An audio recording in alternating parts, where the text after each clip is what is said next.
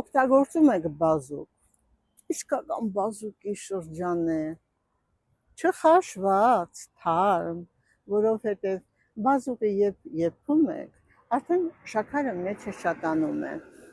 Շաքարային դիաբետիկների համար եւ նաեւ մնացած մարդկանց համար խնդիր է։ Ես ուղղակի ուզում եմ առաջարկել հում վիճակով կամ հում հյութը գազարի հյութի կամ շատ հաճախ նաև խնձորի հյութի հետ են խառնում հավասար չափաբաժնով կամ ուղղակի հենց այդպես բազուկը քերում են քերիչով մեջը ավելացնում 1 ուճուր ծխտոր եւ իհարկե սև պղպեղ սիրելիներս մի քիչ աղ շատ քիչ ամեն օր 1 ճաշի գտալ առավոտյան շատերը ասում են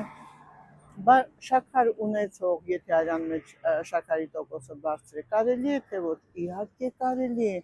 այն անգամ իջեցնում է շաքարի տոկոսը արյան մեջ մանավանդ որ եթե առավոտյան եք օգտագործում մի քանի հատ քայլք մի քիչ վարժություն թեկուզ ձեռքերը բացել փակելով կամ նստած տեղը շաքարը արագ այրվում է փորձեք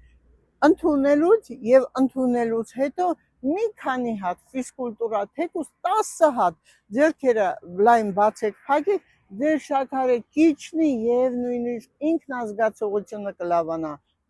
որովհետեւ վիտամինները շատացել է միկրոէլեմենտները շատացել է ձեր օրգանիզմում